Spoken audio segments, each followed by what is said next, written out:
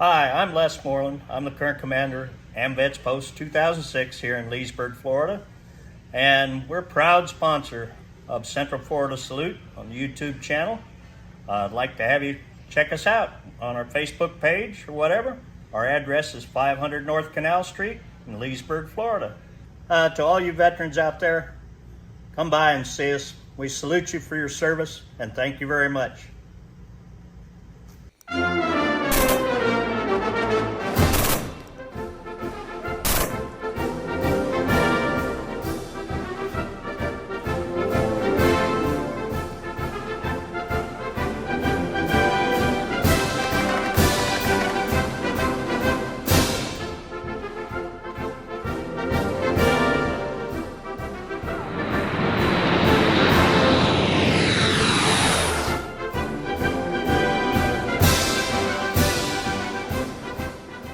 We're in the middle of doing a couple of shows right now. We just did one with Reggie from the Order of Purple Hearts, and we're going to be doing a show with my good friend Ike Fritz, who we've got this, by the way, Ike. You know, you gave that to us. I put it in a nice little frame. It's got a picture of you on a sled, competing in Aspen, and also there with the basketball, because you do all this other stuff that we'll talk about in the show. But Reg is with the Order of the Purple Hearts, and you don't have a Purple Heart because No. where you were, you weren't there, right? We weren't there. So let's continue with this conversation. Yeah. You know? Well, prior to COVID occurring, one of the things the military of Purple Heart did was we had, I'm going to say Ford, but I better be careful because I hope I don't get it wrong. But we had the truck manufacturers make for us a van, and it was a Purple Heart van. And of course, it was wrapped with everything with the military for Purple Heart for all of the branches of the services and everything. And it went from the East Coast to the West Coast. And it went to different communities. And it's pretty much the same thing that you did, just go in the other direction. However, they had a Purple Heart recipient, was the co-driver of the van as it went across country. At the end of the trip, and when it was all finished, they gave that truck or van to the Purple Heart recipient, and they were able to keep that. So that was wonderful. Yeah. With COVID, we had to stop. We just had conversations about that at the national convention, and they were going to try to start that up again. So I'd love to see that get started up again, to do that again. Yeah, Ike competes all over the country, and he also helps out with young children, getting wheelchairs and everything. And you've been doing this for a while, right, Ike? I've been doing this since 2002. I get veterans and children into sports wheelchairs and into everyday wheelchairs because when they're not rated by the VA and the insurance won't cover the cost of a wheelchair like this, Yeah. they end up with a 55-pound wheelchair that tears their shoulders up. Oh my God. It just basically their quality of life. Yeah. Yes, they have the freedom because now they have a wheelchair, but the wheelchair is too heavy. So what we do is we help them get into a wheelchair that they can compete in and have a quality of life every day in. And we have gotten, well, Bill is in heaven now. He was a Vietnam veteran. We got him into a hand cycle.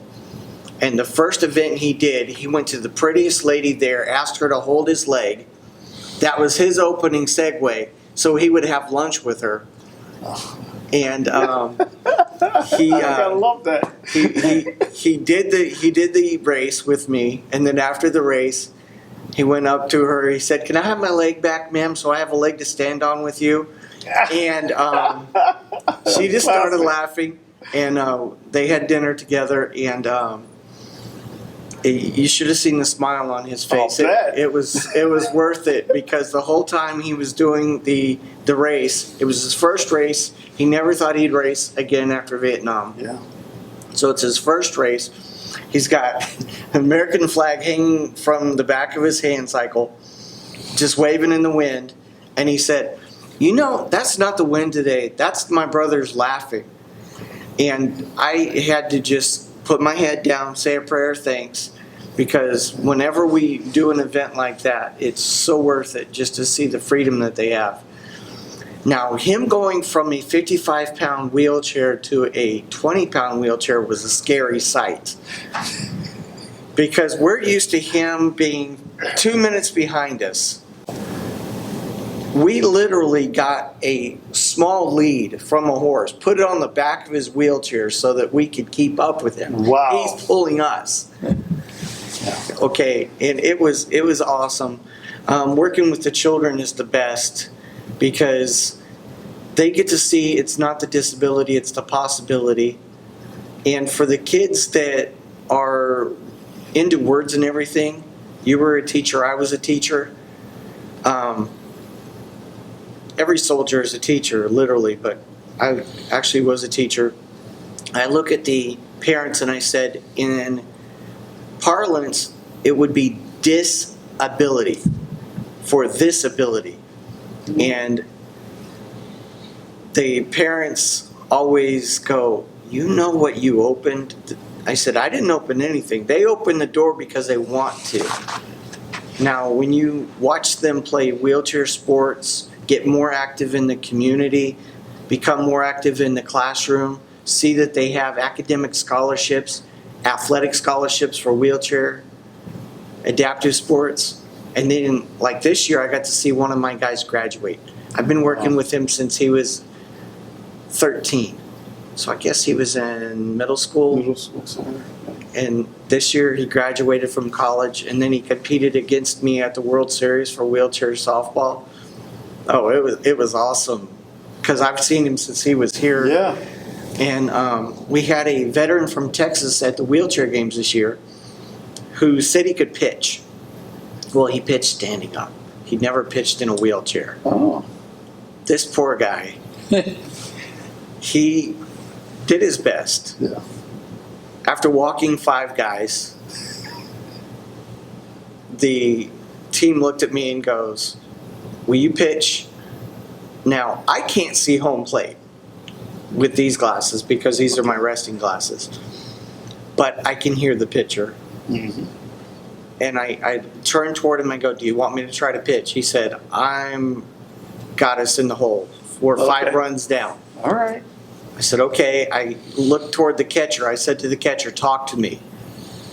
And I put him in a game chair, this guy from Texas.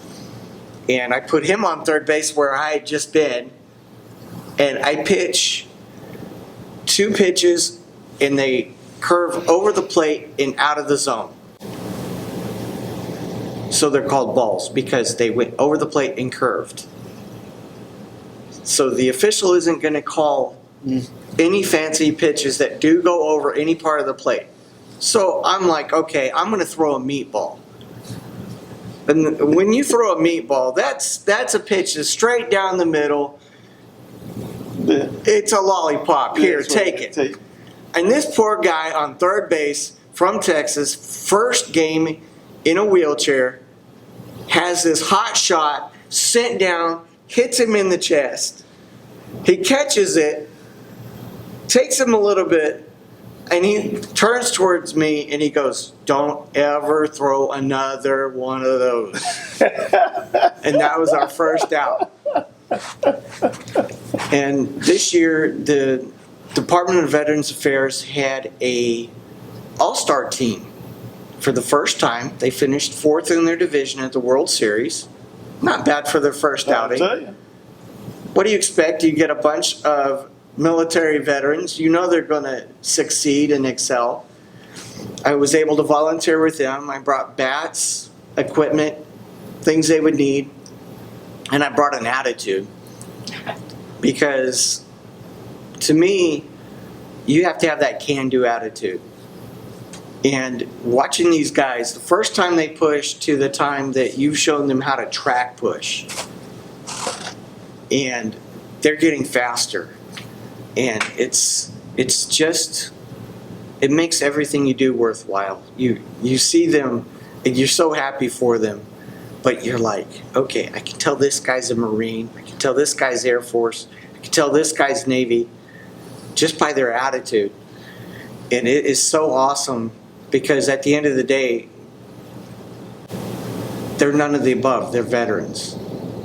We all served Uncle Sam. So at the end of the day, it's a fellowship. And it is so awesome. I can't wait to work with them next year because next year I'm going to expect more out of them. As you should. And I'm going to enjoy this because when they go up against these 20-some-year-old kids who see these older gentlemen and don't realize these guys have fought through things that they can't even mention. Post-traumatic stress disorder, that is an invisible wound that is so devastating. But now they're playing in front of crowds. They're thriving. It's awesome to watch that. You know, we're filming this. I don't know if you know that, Ike, but we're didn't know filming that. it. This is going to be a salute show, and I think we didn't plan it this way, but we did do a show with Reg, and I want you two to meet, and so this is going to be a salute show. And Reg, I don't know if you know, he's a Gulf War veteran. He was, tell him what you did and how you got injured and how long were you were laid up for quite a while, right? My job was to bring American soldiers home. If your track, your helicopter, your tank, your airplane went down behind enemy lines, I had the privilege to bring you home. So in 1991, during Desert Storm on my last mission, I brought an American crew home and I was injured. And I was lucky because I had the best training in the world and I had the best crew in the world. And I was able to bring them home. But that night started what I call my Long Road Home project. I was unable to do any sports or anything like that from 1991 through 2002. It took me 11 years. I went from being an athlete in the military to being a rolling jelly donut, literally. I was 355 pounds in 2002. But in 2002, I was able to compete at the National Veterans Wheelchair Games in Cleveland. And I was keeping a promise to my dad and to all of my soldiers, and especially my Chief Warrant Officer, who said, "You will thrive again." So I competed in basketball, weightlifting, bowling, and then at 355, 360 pounds in basketball, they said just get in somebody's way. You took up half the court. Yeah, I was a big boy. I'm 6'5", 355, maybe 360. Fast forward from 2002 to 2012. Now we have gone from 1991 to 2012. As a quadriplegic, I was asked to be part of a team called the Long Road Home Project, and we rode across the United States from Ocean Shores, Washington to Washington, D.C. on hand cycles and bicycles for post-traumatic stress disorder awareness, suicide awareness, and to welcome home the Vietnam veterans. So, in doing so, the journey continued. From 1991 to 2004, I worked to become academically enabled to go back to college. I received a scholarship to the University of Oklahoma, and at the University of Oklahoma, I played wheelchair basketball, and I received my degree. It took me 12 years to overcome 2 traumatic brain injuries and be able to go to the University of Oklahoma. My dad, a graduate of the University of Kansas, forgave me for going to the wrong university. Because we beat his team in wheelchair basketball, he had to wear an Oklahoma Dad shirt. Wow. But he had a stipulation. The shirt did say Oklahoma Dad on it, but it was in Hebrew. Oh. So my dad was happy that it was not in English. Didn't Yes, say Oklahoma yes. Dad. And he was at my graduation in 2008. So 17 years after getting wounded in action, I graduated from college. And my dad was a Vietnam era veteran. His stuff is so redacted, I don't even want to know. Mm-hmm. I had to go to Congress to get his flag for his casket. They didn't like me there. That day I had an attitude that was not nice. I flat out told them, if my father doesn't deserve a flag, we have a problem. And they gave me two. So my brother has one, I have the other one. And every day is a chance to give back. You give back through the Military Purple Heart organization. I try to give back through the Spartan Pledge. And for suicide awareness, I can't think of a more important issue, because 22 a day is too many. When I started, it was 25, 26 a day. And that's not counting the people that have fallen through the cracks because they have dishonorable discharges or discharges of that nature. But even that, I'm sorry. I'm sorry. Ike, while we're filming this, you were talking about the Spartan Pledge, and I'm sure you know about it and I know about it, but a lot of people who are going to be watching this don't know what you're talking about. The Spartan Pledge is a pledge, and it is a commitment to the buddy system. And it basically says, I will talk to my battle buddy before I will do anything rash, before I hurt myself. I will talk to that person and work through it. It is a commitment to live. It is a commitment to eradicate suicide in the veterans community. And it is so important because every life matters, because even though we're wounded, even those with invisible wounds, we have something we can give back. But a lot of times you don't think you have anything left to give.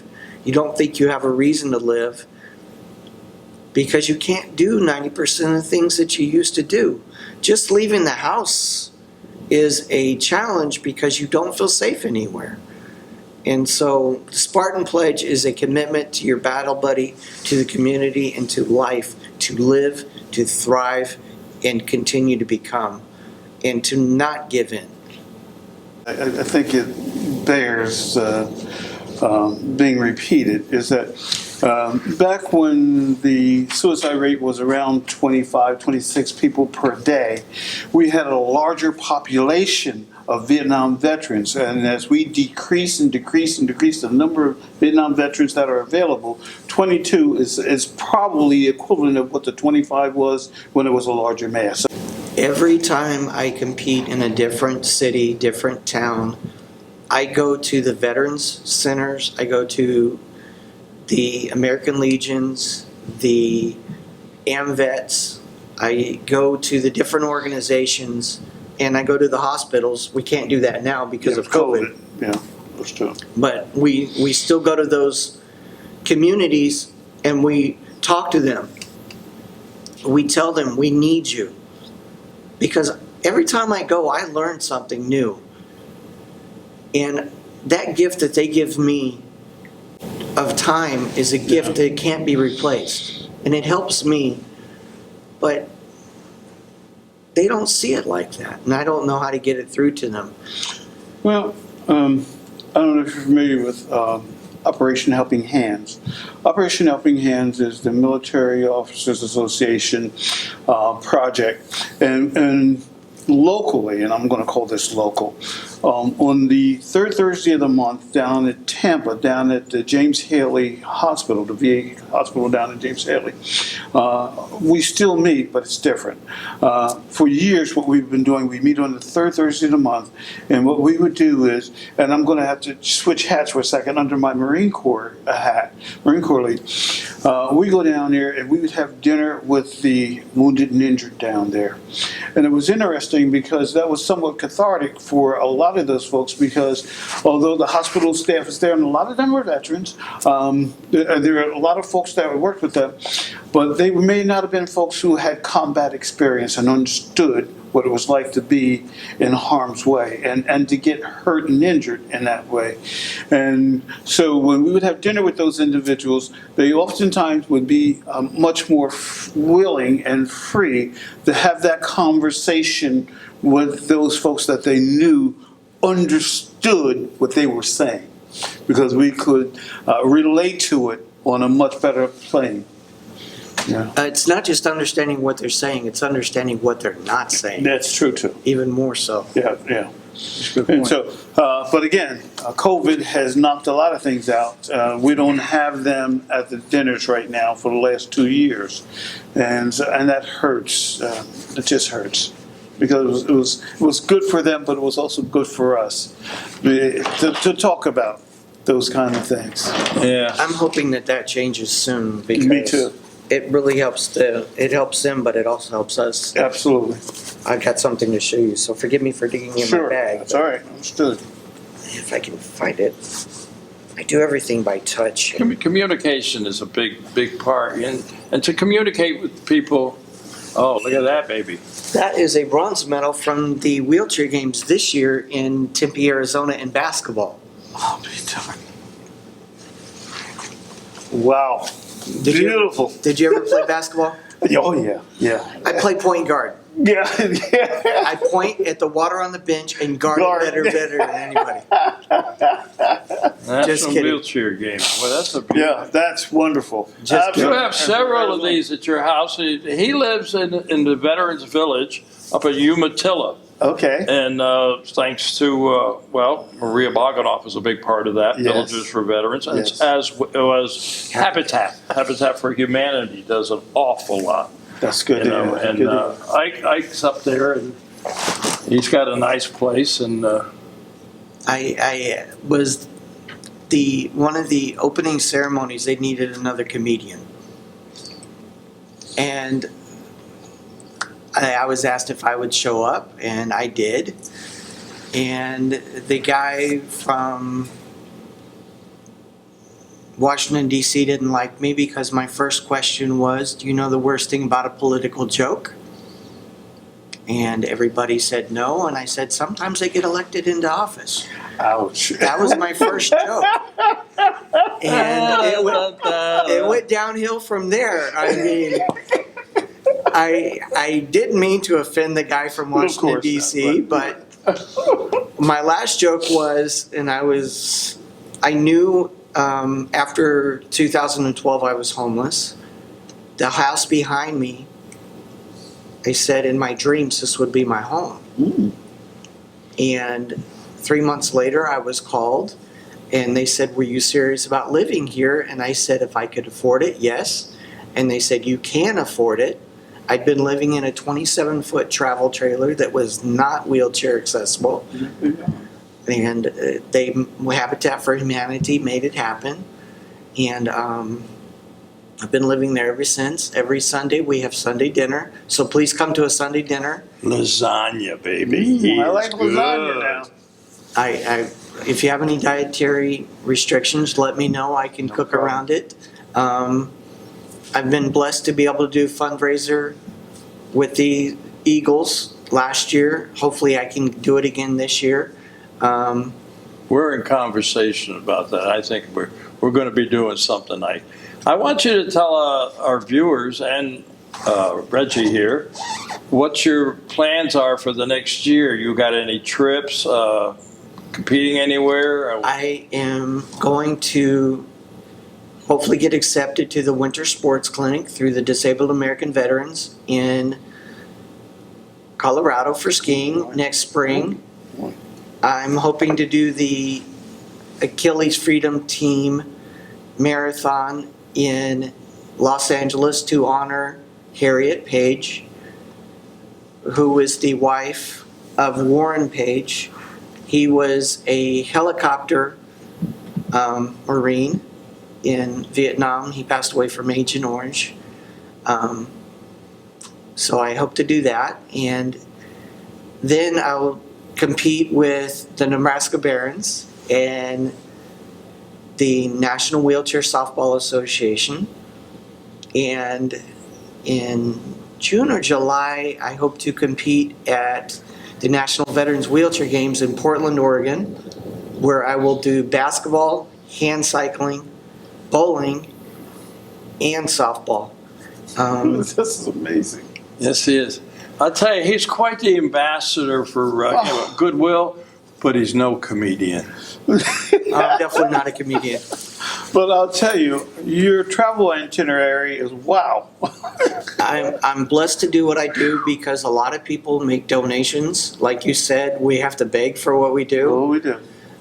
It's especially difficult now because diesel is so expensive, and I have to take a racing wheelchair, a basketball wheelchair, a softball wheelchair, a spare equipment like wheels. Oh, sure. So I have a 35-foot trailer that I carry everything in, and then I carry spare wheelchairs that have been donated to me that I can put the wheelchair athletes in, from children up to adults. Wow. And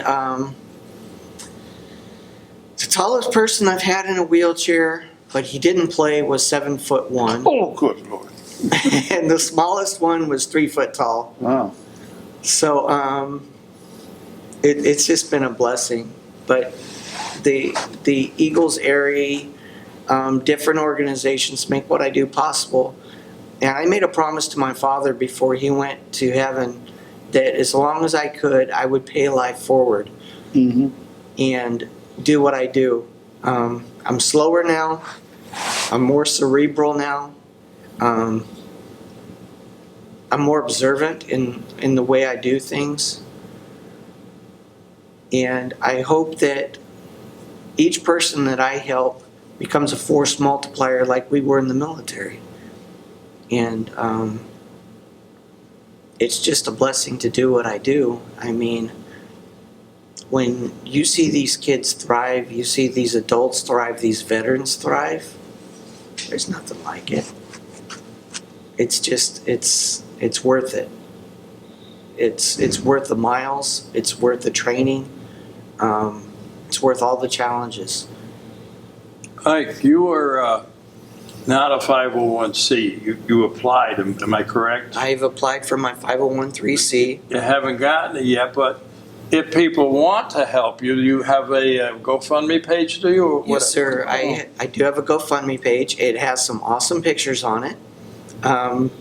Sherry Page, my best friend, my better half, put it together for me. It is Glenn Isaac Fretz, Adaptive Sports Healing. It's a GoFundMe page. I hope to have the funds this fall to pay for the lawyer to do my 501(c). So I'll finally get that done. Well, maybe there's a lawyer out there listening to this right now. Yeah. Could do it pro bono. It would be wonderful. That would be amazing. Once I do have my 501(c), I'll be able to help more people because I also get to do Warrior Wheels. This I haven't mentioned to you yet. If you know a veteran who needs transportation and cannot afford transportation, or a first responder who cannot afford transportation, please contact me. I will put them in touch with Warrior Wheels. So far, we've given away over 8 vehicles to deserving individuals through Warrior Wheels, and we've also given away motorcycles so that they can get in the wind and in the breeze and start living again. We're based out of Ocala, and each one of these veterans did not have the ability, due to circumstances beyond their control. Now they have vehicles. Now they're able to go to work, go to their doctor's appointments, do what they need to do because of the vehicles. So once I have the 501(c), Yeah. I'll be able to do more along those lines. And if you know anybody that has a vehicle that doesn't need it anymore, please contact us because we will make sure that it goes through the mechanical process that it goes through every process necessary to make sure that the veteran or first responder has a vehicle that they don't have to worry about. That's amazing. I didn't know about that, being right there in Ocala. Yeah, so people want to know more about that. They go on a computer too. And do you have a phone number in case there's that lawyer out there that wants to do pro bono to get you a 501c? We have a phone number or anything, or Warrior Wheels? What is the? They can contact Parrish Tanner at Ocala Car Audio for Warrior Wheels, and he will point them in the right direction. Or they can contact me at boomhawk21@gmail.com, which is my military call sign. So it gives you an idea what I did. Had the eyes of a hawk and I could lower the boom from a mile away. That's a good hint of what I was able to do for a living. Well, I got to tell you guys, we didn't plan to do the interview with him the way we did it. The interview with you was great, but this is super. The way this worked out, this is going to be one of my favorite of all time shows. And I thank both of you guys for your service. And Absolutely. it's really been great. If we get to do the fundraiser this year here, please come and eat. I promise you the food will be decent. We fed 150 people last year, and the only complaint was somebody absconded with somebody else's lasagna. I won't mention any names. Hold on. Let's clear this up. We are not a veterans group here, Okay. at the Eagles. Eagles. Eagles are people helping people, and this is a tremendous area. They do a lot, for battered women, kids, what have you, a lot of charities. But we have a committee here, which I'm very proud to be the chairman of, and there are about 7 of us all together. And what we did for Ike, we were really impressed. I've known Ike for a while, but the committee saw him at a parade and said, wow, we got to try to do something for him. So we raised money, Okay. doing little raffles and stuff and selling shirts. And we made a deal with Ike. He volunteered to do all the cooking. He is a great cook. So he did all the cooking. We supplied all the materials, and through the donations, selling tickets and stuff, we got our money recovered, Good. and all profits went to Ike. And through that, he managed to go out, and we're hoping to do that again. But I have to, the committee's been talking about it a little bit, but right now things are kind of busy, so I'm thinking in another month or so and I'll get a hold of you, and he Please do. But what happened was we had a great show and a lasagna dinner, and there was some lasagna left over. And one of our members got all the pans and says, we're selling lasagna. And I went, wait a minute, that's my lasagna you're selling. Ike made me a special one to make up for it. I love lasagna, I man. do too. It's cooked on a smoker, It's interesting. and it has buffalo, beef, and steak in it. So 3 different kinds of meat, Yeah. 6 different kinds of cheeses, Okay. and homemade red sauce. I'm in. And it takes 2 days to make, but it takes 19 flats to make enough for 150 people, and you will have some left over. Maybe. Maybe. Yeah, I'm lucky. You don't know Reggie. Yeah. I'm lucky. I only have half a stomach after my injuries. So last year the ARI made that possible, and that was how I was able to do the Eisenhower Marathon, work with over 1,000 children last year, and compete at the National Veterans Wheelchair Games, working with over 600 veterans, and lastly competing at the National Wheelchair Softball Association World Series. Because of these amazing souls making possible what I do, Wonderful. I can't do it without the community. Yeah. Yeah. Wow, I understand that. Well, I got to tell you, Ike, I tried to get the committee members here today, but I forgot that there's a big conference down in Tampa, I think, or someplace. I don't know. You know, I'm the chairman of the Veterans Committee, but I'm not an officer. But a lot of our people are officers, and they went to the conference. So you're stuck with just me. And well, we got Richie now Hey. too. Oh, I'm blessed. I got another brother here, and Yeah, I come on. cannot say thank you enough. But they would have been here, and we are contemplating, and what we're going to do. So of course, it all has to have the blessing of the president, and Sure. I'm sure that won't be a problem. Next year is going to be even more emotional.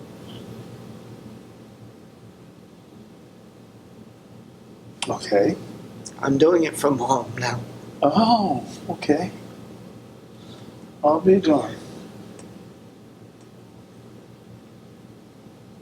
Doing it from home. Take your time. Absolutely.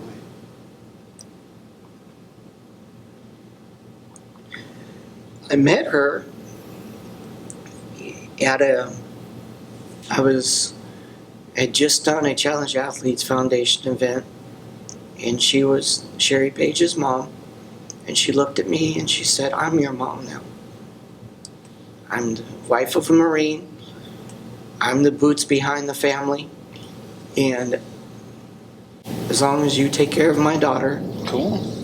and as long as you continue to make a difference, you've got my heart and my support." God called her home this morning. Yeah. So this year, when I compete, Mm-hmm. it'll be for mom.